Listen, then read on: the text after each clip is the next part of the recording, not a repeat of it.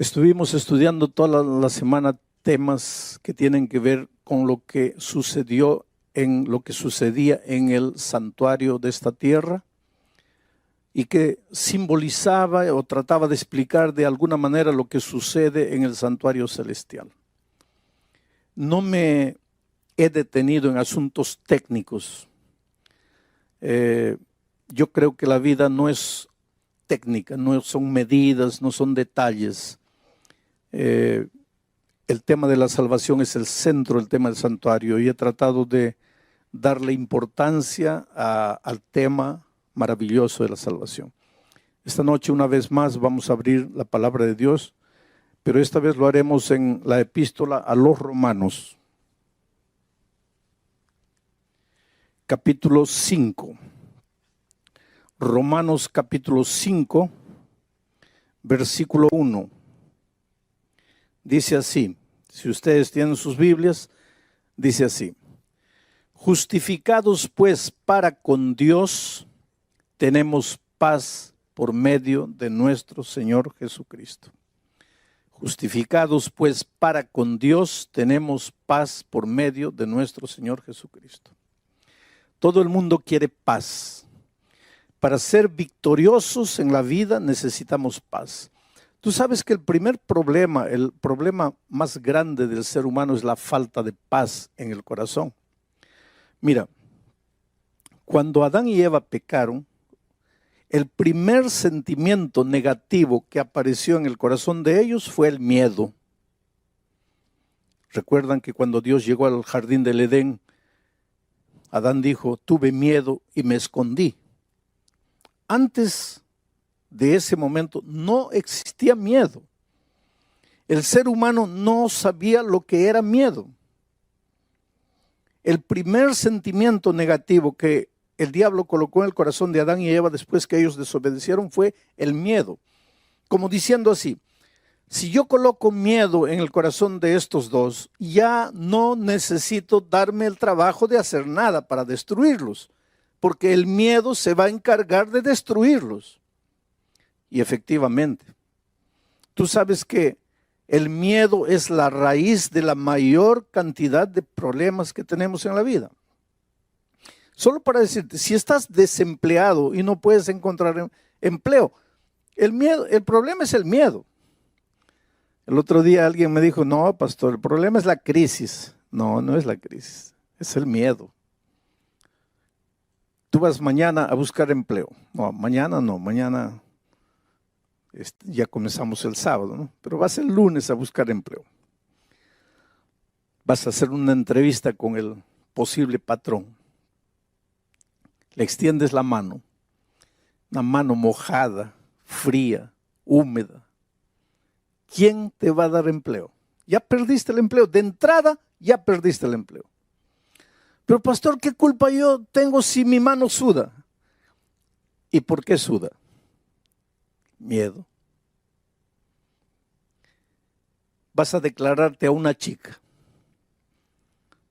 Para remate eres tartamudo. Y llega el momento de decirle te amo, no te sale.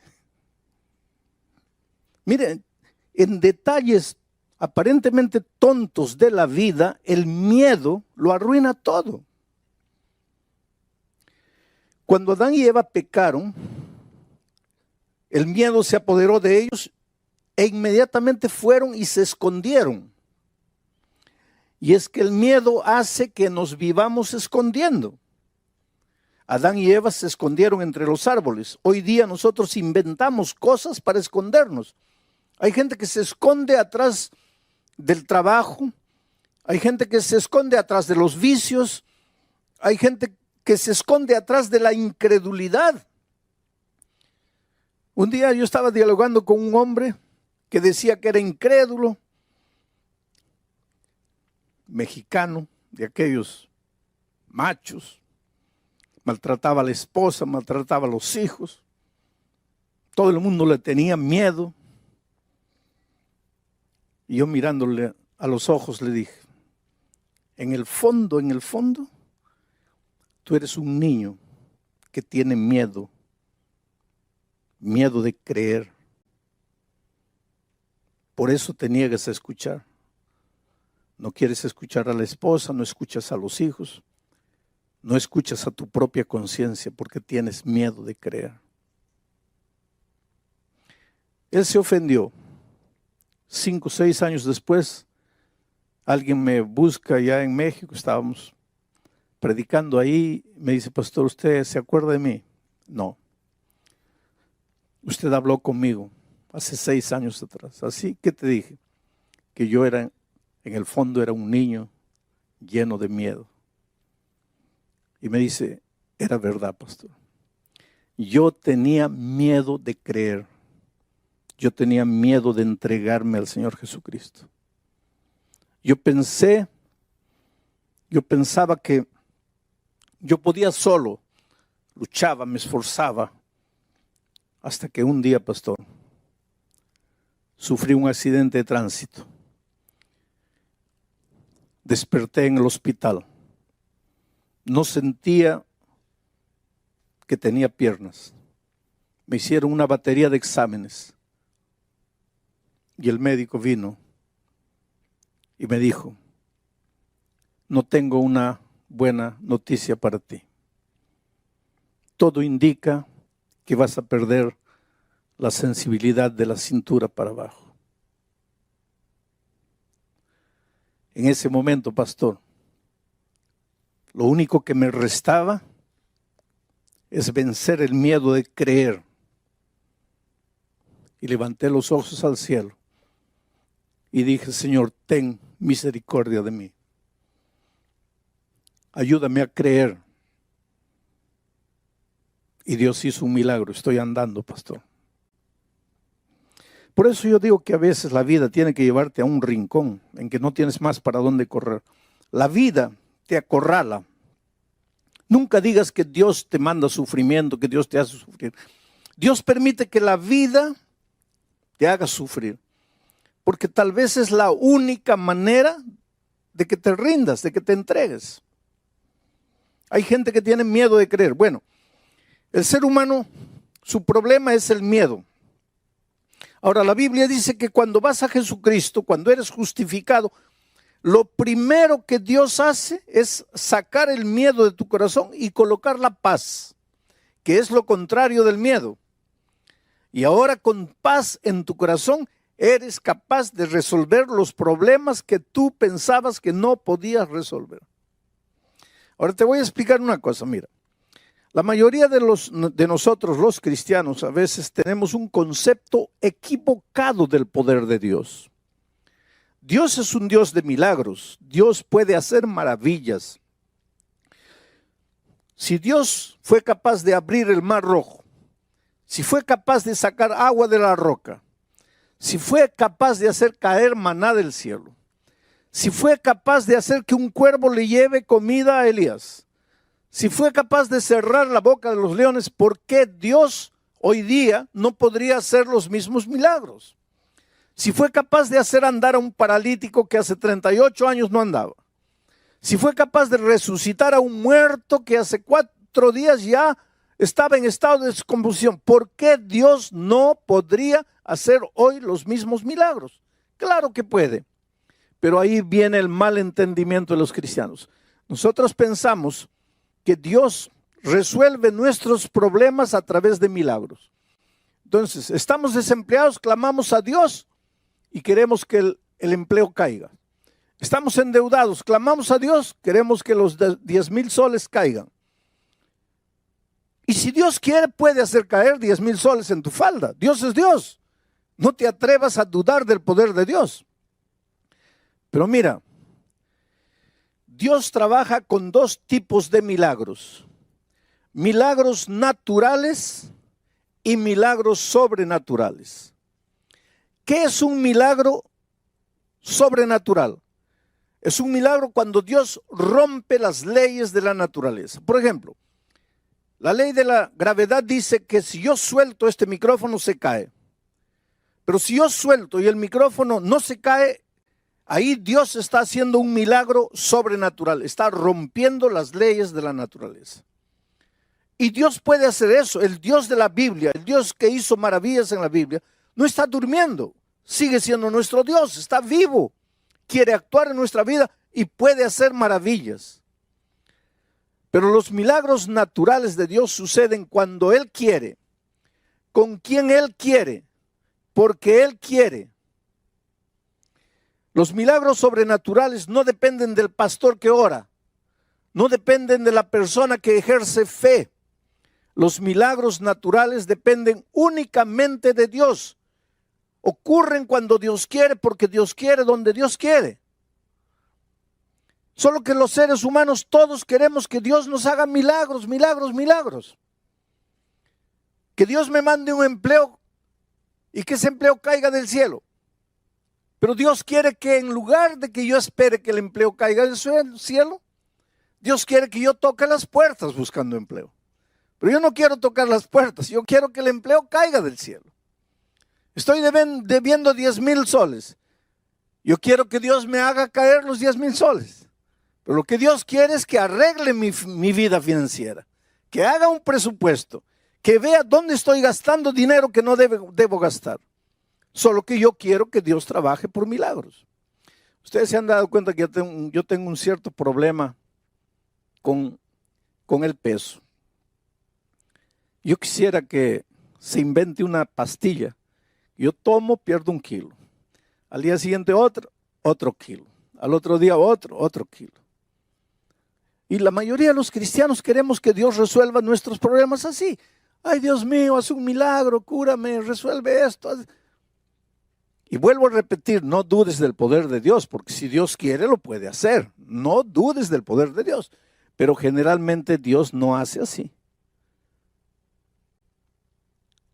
Si yo quiero perder peso, solo hay 2 caminos. Primero, cierra la boca y segundo, camina. No hay otro camino. Pero yo no quiero ni cerrar la boca ni caminar. Yo quiero que Dios me haga caer una pastillita que me haga perder peso. Ahí está el problema. Dios trabaja con 2 milagros. Primer milagro, sobrenatural, y Dios lo puede hacer hoy. Segundo tipo de milagro, el milagro natural. ¿Qué es el milagro natural? Justificados pues para con Dios tenemos paz. Yo voy a Jesucristo y Él me da paz. Me cura del miedo. Saca el temor de mi corazón. Y yo que antes me sentía indigno, derrotado, triste, perdido, esperando que Dios me haga caer las soluciones del cielo. Ahora, curado del miedo, me levanto y enfrento los embates de la vida. Y mi mano ya no me suda. Y toco la puerta para buscar empleo. Y aprendo a organizar mi vida financiera porque estoy curado del miedo. Dios trabaja con la mayoría de sus hijos a través de los milagros naturales, curados del miedo. Ahora, ¿qué tiene que ver todo esto con el santuario? Pues vamos a llegar a esa conclusión. Jesús es la justicia. El texto bíblico de hoy dice, justificados pues para con Dios tenemos paz. ¿Qué quiere decir ser justificado? Jesús es la justicia. Cuando yo me separo de Jesús me vuelvo un hombre injusto, o sea, un hombre pecador. Y el pecado y la paga del pecado es la muerte. El resultado del pecado es la muerte. No es una muerte instantánea, es una muerte paulatina. Es una muerte lenta, voy muriendo, muere mi familia, mueren mis sueños, mis ideales, mi vida financiera, mi vida profesional, voy muriendo. Pero un día me doy cuenta que no puedo continuar viviendo en esta vida de pecado. No puedo vivir más lejos de Dios. No quiero vivir esta vida de injusticia. Quiero ser un hombre justo. Quiero vivir en armonía con la voluntad de Dios. Entonces doy media vuelta y voy a Jesús. Pero el enemigo aparece y dice, no, Señor, no lo puedes recibir, porque Él ha pecado y la paga del pecado es la muerte. Y ahí entra la figura maravillosa de Jesucristo, la persona maravillosa de Jesucristo, que dice, sí, Él ha pecado y Él merece morir, pero yo voy ahora a ocupar el lugar de Él. Voy a morir la muerte que Él merece, para que Él reciba la justicia que yo tengo. Tú sabes lo que quiere decir justificado. Yo voy a Jesús, acepto a Jesucristo, Jesucristo acepta mi muerte y yo acepto su justicia.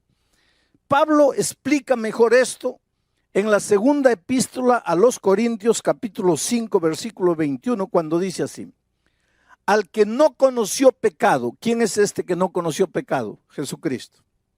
Al que no conoció pecado, por nosotros lo hizo pecado, para que nosotros fuésemos hechos justicia de Dios en él. Esto es grandioso, querido, porque lo que Pablo está diciendo aquí es que cuando nosotros vamos a Jesucristo, no solo somos justificados, sino que somos hechos justicia. No somos solamente declarados justos, somos ocupamos el lugar del Señor Jesucristo. ¿Y por qué? Porque Él ocupa nuestro lugar de muerte y Él paga por nuestros pecados. ¿Sabes? Es tan simple la vida cristiana, es tan simple. Nosotros complicamos las cosas. Encuentro gente sufriendo en el valle del dolor, no sabe qué hacer con la vida, el hogar destruido, no tiene más ganas de vivir. Y los brazos de Jesús están ahí, diciendo: hijo, ven a mí, ven a mí. Pero ellos no quieren venir. Pastor, y en todo eso, ¿cuál es el papel del bautismo? Es interesante, porque Romanos capítulo 6, versículo 3 dice: ¿o no sabéis que cuando sois bautizados en la muerte de Cristo? ¿Qué quiere decir esto? Cuando somos bautizados en la muerte de Cristo. Volvamos al santuario. En el santuario, el pecador llevaba un cordero. Transfería sus pecados al cordero. El cordero moría por sus pecados. Y el pecador estaba libre del pecado, porque el cordero había muerto por sus pecados. Ahora, ¿qué pasa con nosotros? Ya no tenemos cordero. Cuando pecamos, si queremos ser perdonados, nosotros confesamos nuestros pecados a Jesucristo. Y Él muere por nuestros pecados en la cruz del Calvario. Él muere, ya no morimos nosotros, muere Él. Pero yo tengo que hacer una cosa para que la muerte de Él me sirva. Yo tengo que entrar aquí, al tanque del bautismo. Porque cuando me bautizo en la muerte de Cristo. O sea, si yo pequé, tengo dos maneras de morir. O muero yo, o muere Cristo por mí. Pero para que Cristo muera por mí, yo tengo que bautizarme, porque cuando me bautizo en la muerte de Cristo. Si no quiero bautizarme, entonces tengo que morir yo. Si no quiero morir yo, entonces tengo que bautizarme. Pero ¿qué pasa con las personas? Ellos dicen: Señor, yo creo que tú has muerto por mí, yo te agradezco, pero no quieren bautizarse. Y si no quieren bautizarse, la muerte de Cristo no les sirve, porque cuando te bautizas en la muerte de Cristo. No hay manera de que la muerte de Cristo sustituya tu situación si tú no te bautizas. Por eso digo, el pecador solo tiene dos maneras de pagar su deuda: o muere él o muere Cristo. Pero para que Cristo muera por él tiene que bautizarse, porque cuando te bautizas en la muerte de Cristo. A lo largo de mi vida he encontrado gente luchando para entregar su vida al Señor Jesucristo. Una vez yo estaba saliendo de una iglesia después de la predicación y un hombre de edad, ya tal vez unos 80 años, me alcanzó en la puerta. Estaba emocionado, estaba llorando.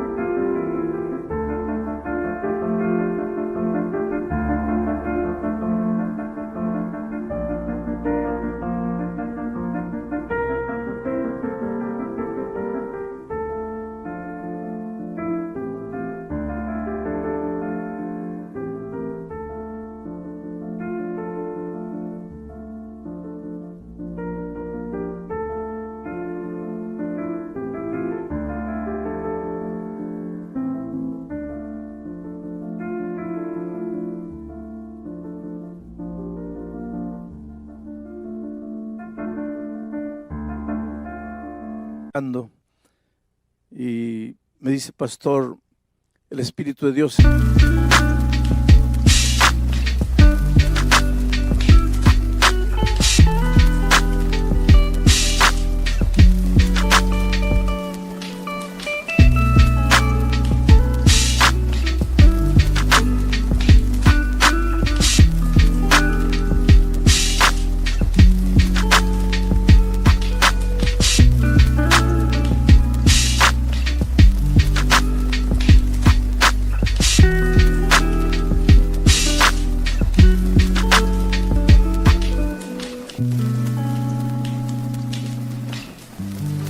está tocando mi corazón, pero yo no me he levantado. No me he levantado.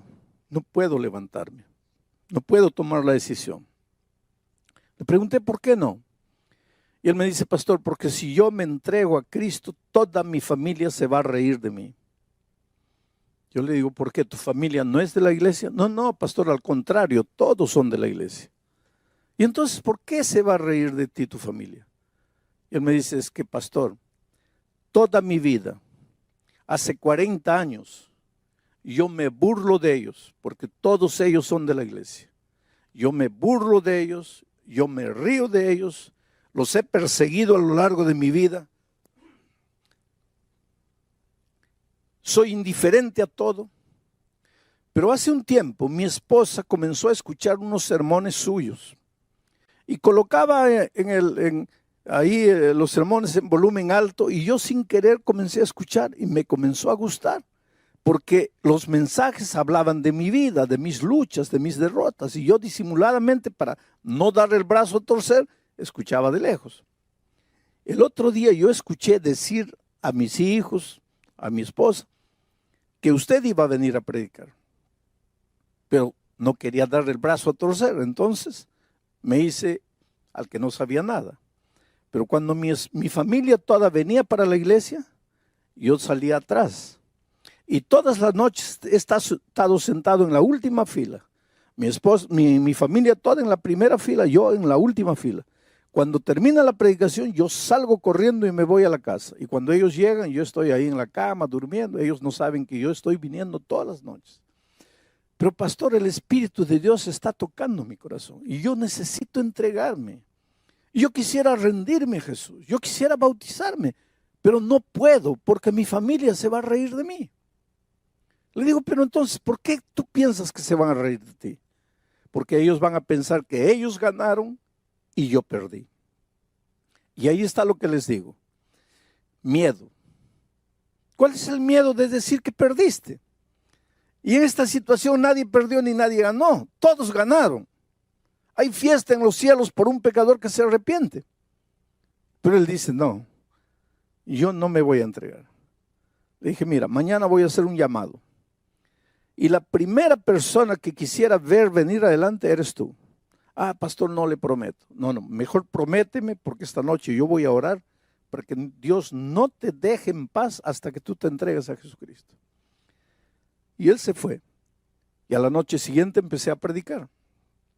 Y llegó el momento del llamado. Y dije, ¿cuántos quieren esta noche levantarse y venir y decirle al Señor Jesucristo, ya no quiero vivir solo, me entrego a ti, quiero bautizarme? Y la primera persona fue aquel anciano. Comenzó a caminar por el corredor. Y cuando llegó aquí, yo vi mucha gente aquí adelante llorando, se abrazaban entre ellos, lloraban emocionados. Inmediatamente yo me di cuenta, esa es la familia.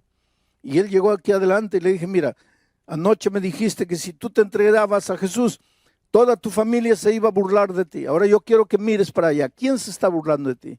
Todos están emocionados.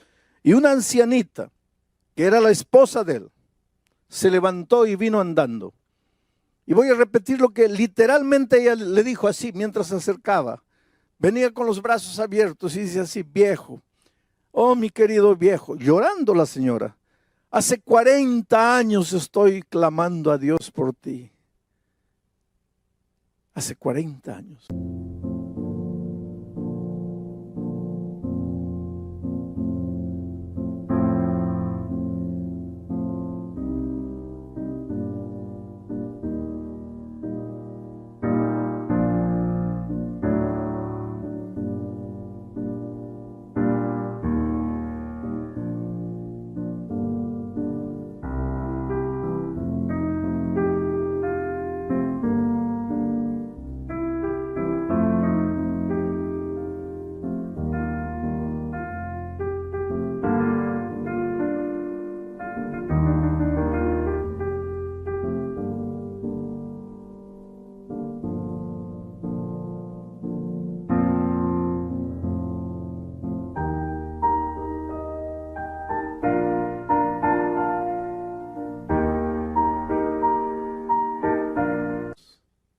y de repente ella ve a su esposo entrando.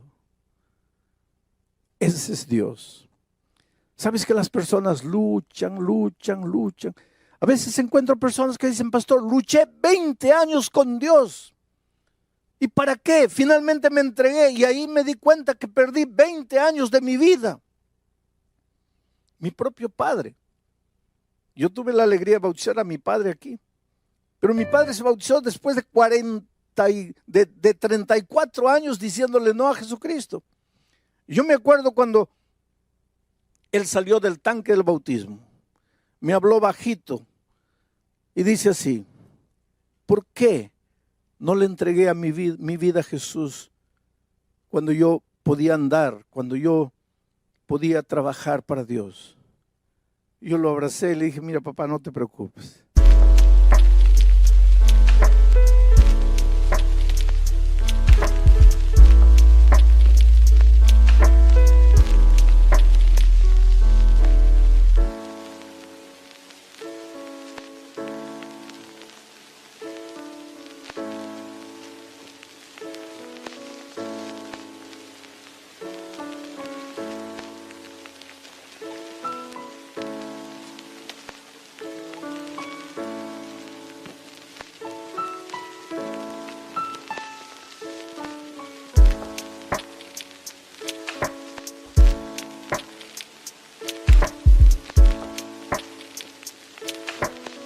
Dios te ama, estás bautizado. Pero mientras los diáconos se lo llevaban, yo quedé mirando el cuerpo quebrantado de mi padre, porque él murió 2 meses después. Su cuerpo ya estaba destruido por el cáncer. Yo me quedé mirándolo desde el agua y pensé en mi corazón, realmente papá, ¿por qué tuviste que esperar tanto tiempo? ¿Por qué no te entregaste al Señor Jesucristo? ¿Por qué tuviste que decirle no? Yo te pregunto esta noche a ti, ¿hace cuánto tiempo tú estás resistiendo la voz de Dios? ¿Hace cuánto tiempo el Espíritu de Dios te está llamando? Jamás vas a entender el amor de Jesucristo para ti. Él vino a esta tierra, murió la muerte que tú y yo merecíamos. ¿Para qué? Porque tú vales mucho. Cuando la vida te golpea, cuando las puertas se te cierran, cuando las personas te rechazan, recuérdate que tú vales mucho. Jesús no hubiera venido a este mundo si tú no valieses. Déjate amar. Déjate recibir por el Señor Jesucristo. No endurezcas tu corazón, no luches contra la voz de Dios. Durante estas noches el Espíritu de Dios ha estado trabajando en tu corazón, te ha estado llamando. Pero ¿qué puedes hacer Dios a no ser llamarte? Tú tienes que decirle sí. Tú tienes que entregar. Muy pronto el Señor Jesucristo viene. Oh querido, cuando la mesa se extienda, cuando el Señor Jesucristo abra los brazos dando la bienvenida a sus hijos al reino, yo quisiera verte ahí. Tal vez en esta tierra nunca tengamos la oportunidad de saludarnos personalmente, pero allá en el reino de los cielos quisiera que me digas, pastor, ¿se acuerda de aquella campaña por televisión, por el internet, desde Lima? Pues yo era una de las personas que estaba escuchando su mensaje y acepté a Jesucristo en mi corazón y me entregué y ahora estoy aquí. Yo sueño con el día en que la trompeta suene y Jesucristo venga. Y yo tenga la alegría de recibir a los amados que la muerte me arrancó, a los amigos queridos que la muerte se los llevó. Yo sueño con el día cuando ya no habrá más dolor, no habrá más tristeza, no habrá más sufrimiento en esta vida. Cuando nadie más te hará sentir solo. El día está llegando. Jesucristo vuelve. La iglesia está esperándolo. Tú tienes que formar parte de esa iglesia.